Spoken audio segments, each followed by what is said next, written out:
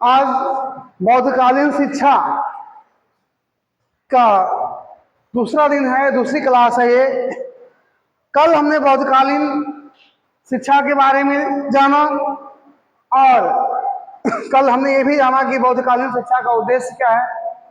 बौद्धकालीन शिक्षा का जो मुख्य उद्देश्य बताया गया वो निर्वाह प्राप्त करना है और इसके अलावा तमाम कुछ इसके जो विशेष उद्देश्य हैं वो भी बताए गए, जैसे चरित्र का निर्माण करना, व्यावसायिक कुशलता की प्राप्ति करना, बौद्ध शिक्षा का सामाजिक उद्देश्य और नागरिकता का विकास करना। अब आज हम उसके आगे देख रहे हैं बौद्धकालीन शिक्षा का संगठन।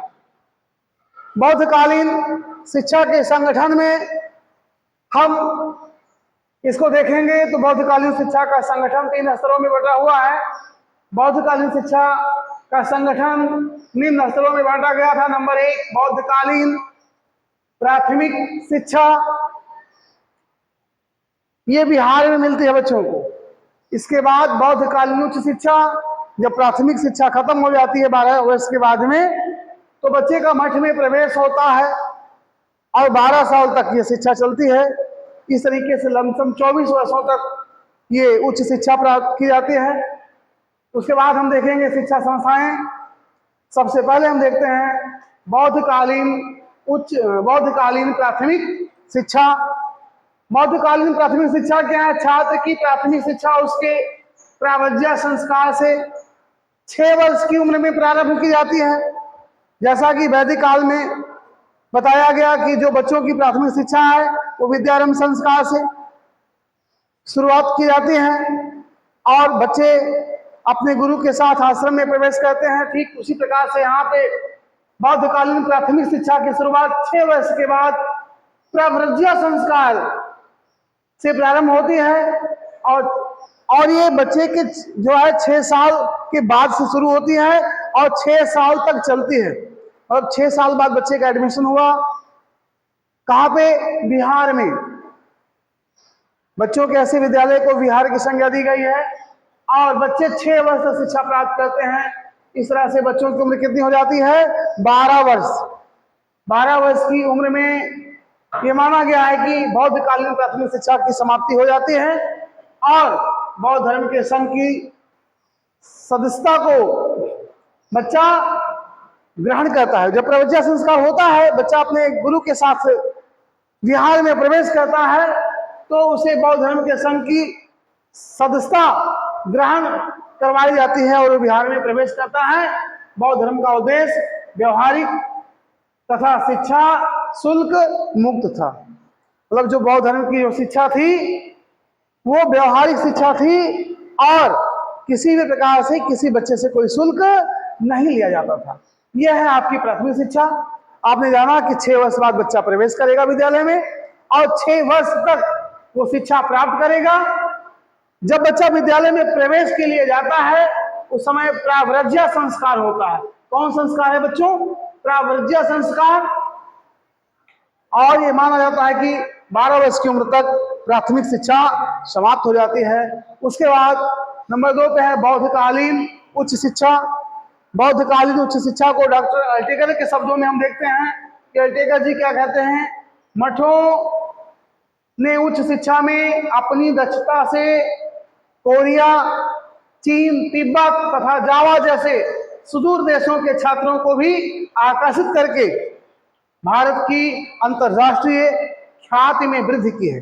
मतलब मठों की जो शिक्षा है, जो बौद्धकालीन उच्च शिक्षा है, वो बहुत ही अच्छी है और इससे जो विदेशी देश हैं, जो विदेश चीन, तिब्बत, जावा है, ऐसे दूर देश के जो बच्चे हैं वो भी मठों में प्रवेश के लिए आते हैं और वो भी बौद्धकाल की उच्च शिक्षा को प्राप्त करते हैं। ये मानना है डॉक्टर अल्टेकर का। छात्रों का उच्च शिक्षा, ये जो उच्च शिक्षा है इसकी जो शुरुआत होती थी उपसंपदा संस्कार से होती थी। किससे होती थी? उपसंपदा। मठों में उच्च शिक्षा की शुरुआत होती थी किस संस्कार से? आप कहेंगे उपसंपदा संस्कार।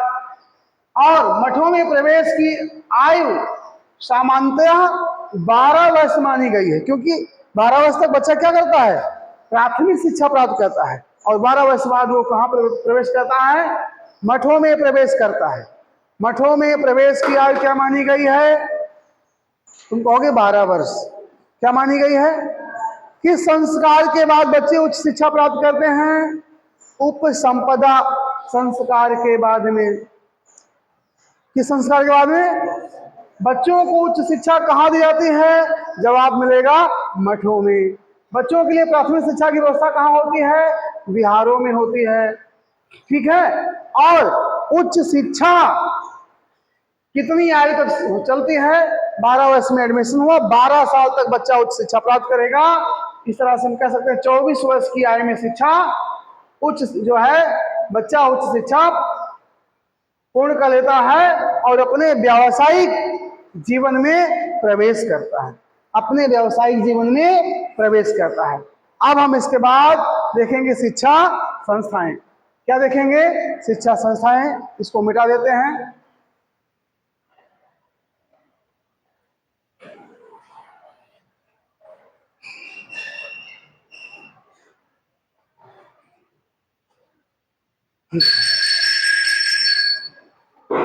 हम देखेंगे इसके बाद शिक्षा संस्थाएं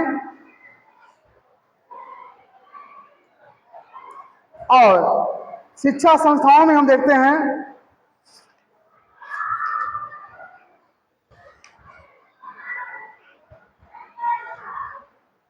नंबर 1 शिक्षा संस्थाओं में आएगा आपका विहार। यहाँ हेडिंग डालते हैं।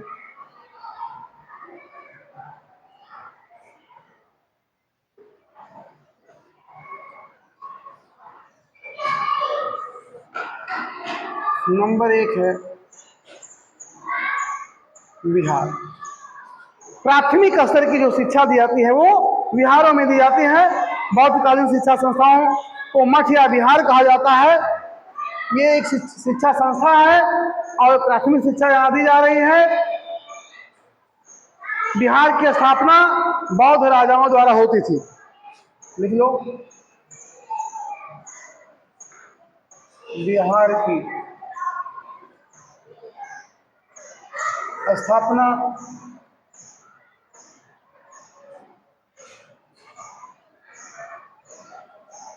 बौद्ध राजाओं द्वारा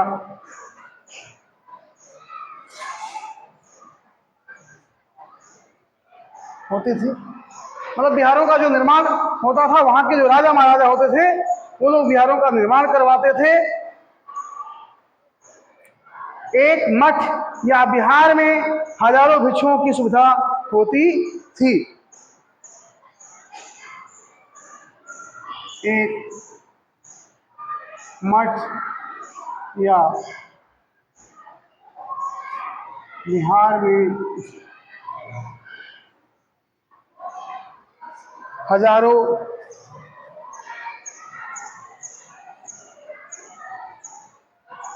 भिक्षुओं की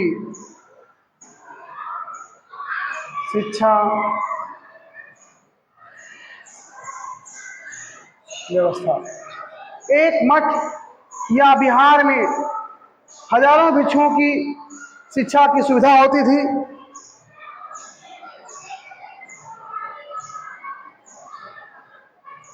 इतने बड़े मठ होते थे उस जमाने में भी, 1000 बच्चे वहां शिक्षा प्राप्त कर सकते थे। बौद्ध संघ के अंतर्गत कई विहार आते थे। बौद्ध संघ के अंतर्गत कई विहार आते थे।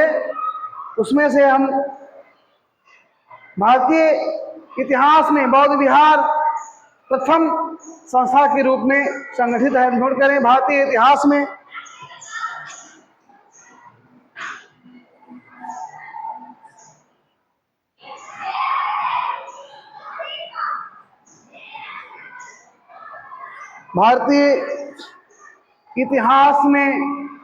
बौद्ध विहार एक विहार है, उसका क्या नाम है? बौद्ध विहार। प्रथम शिक्षा संस्था के रूप में बौद्ध विहार प्रथम शिक्षण संस्था के रूप में संगठित है। प्रथम शिक्षण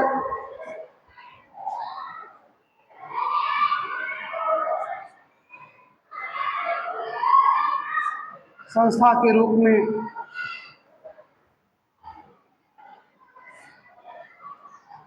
संगठित है। यह सबसे बड़ी बात है। जो बौद्ध विहार है वो प्रथम शिक्षा जो है शिक्षण संस्था है।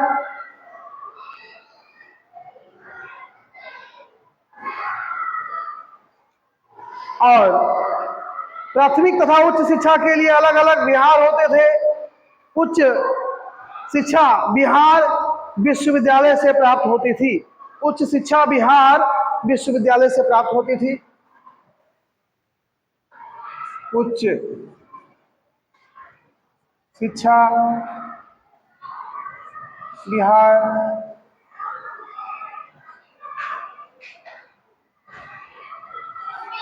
विश्वविद्यालय से प्राप्त होती थी। इस तरह से हमको जानकारी मिल रही है कि जो बिहार है उसमें भी उच्च शिक्षा देने का प्रबंध किया गया था। ऐसा नहीं कि बिहार में केवल प्राथमिक शिक्षा की ही व्यवस्था थी जैसे कि यहाँ दिया गया है। और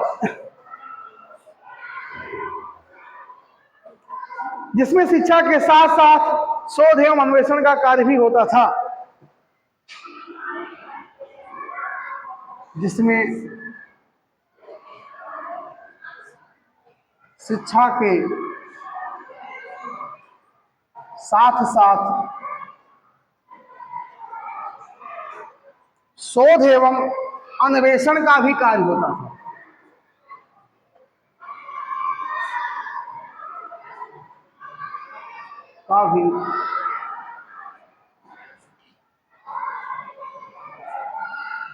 मतलब वैज्ञानिक शिक्षा पद्धति उस जमाने में भी आ गई थी। बौद्ध काल में भी शोध एवं अन्वेषण का कार्य होता था। इस काल के प्रसिद्ध विश्वविद्यालय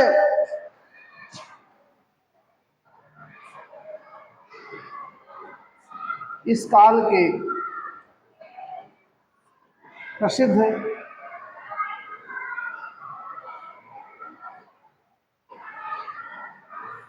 विश्वविद्यालय में क्या हो जाएगा आपका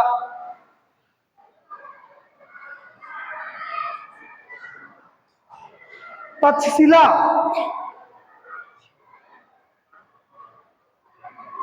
नालंदा, विक्रमशिला,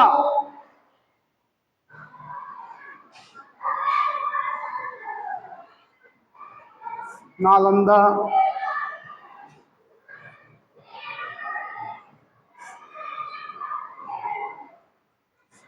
विक्रमशिला, ये सब बहुत विख्यात विद्यालय है उस जमाने के। तथा वल्लभी विख्यात थे।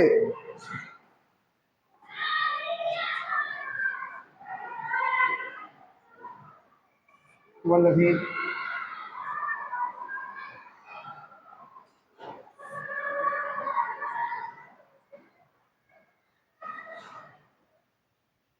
विख्यात थे। यह है बिहार। नंबर 2 पे देखेंगे सामान्य विद्यालय।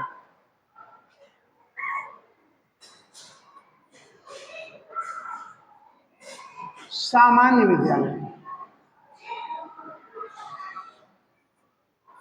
सामान्य विद्यालय का सामान्य परिचय हम देखते हैं। इस काल के उत्तर काल में कुछ बिहार सामान्य विद्यालय के रूप में कार्य करने लगे थे। इसके अंतर्गत छात्र अपने घर से ही शिक्षा ग्रहण करने लगा था। इसमें क्या होता था, छात्र अपने घर से ही शिक्षा प्राप्त करने लगा था। ये सामान्य विद्यालय है। और अगला है शास्त्रार्थ।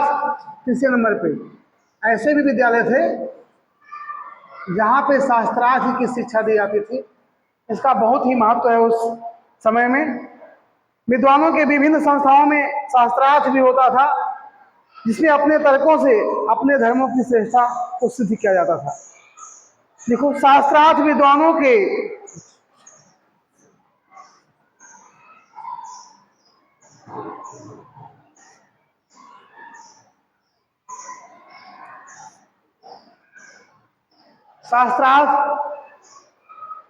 के विभिन्न सभाओं में होता था,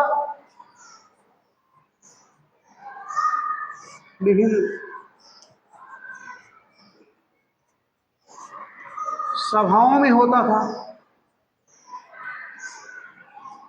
उस समय के जो अध्यापक होते थे उनको विद्वानों की सभा में बुलाया जाता था और वहां पे क्या होता था, उनका शास्त्रार्थ होता था आपस में, जिसमें अपने तर्कों से अपने धर्मों को, जिसमें अपने तर्कों से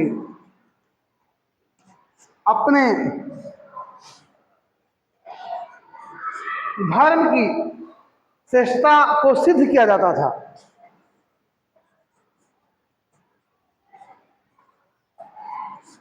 श्रेष्ठता को सिद्ध किया जाता था।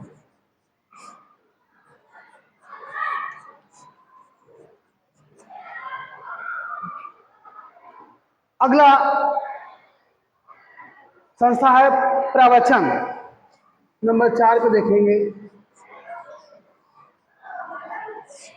प्रवचन भी होता था भाई। बौद्ध भिक्षुओं द्वारा गृहस्थ व्यक्तियों को प्रवचन दिया जाता था। बौद्ध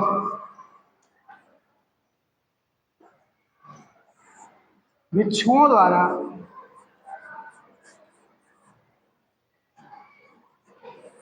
गृहस्थ व्यक्तियों को प्रवचन दिया जाता था।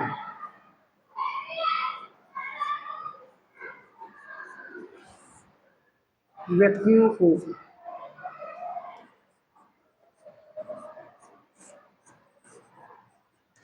प्रवचन दिया जाता। हम शिक्षा की संस्थाओं में देखेंगे, पहला नंबर बिहार की स्थापना बौद्ध राजाओं द्वारा होती थी। एक मठ या बिहार में हजारों भिक्षुओं के पढ़ने की व्यवस्था होती थी। भारतीय इतिहास में बौद्ध विहार प्रथम शिक्षण संस्था के रूप में जाना जाता है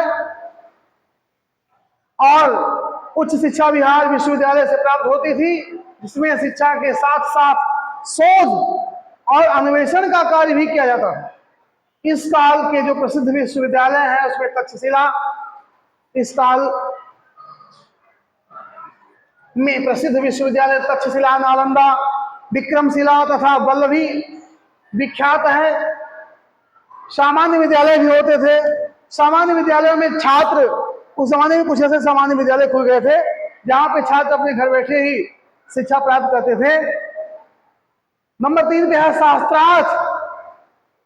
शास्त्रार्थ विद्वानों की विभिन्न सभाओं में होता था। वहां पे विद्वानों को इकट्ठा किया जाता था, उनके बीच में तर्क वितर्क होता था। वह सभी विद्वान शास्त्रार्थ के माध्यम से अपने धर्म को श्रेष्ठ बताने का कार्य करते थे। नंबर 4 पे है प्रवचन। बौद्ध भिक्षुओं द्वारा गृहस्थ व्यक्तियों को प्रवचन भी दिया जाता था। बौद्ध भिक्षुओं द्वारा गृहस्थ व्यक्तियों को प्रवचन दिया जाता था। अगली क्लास हम कल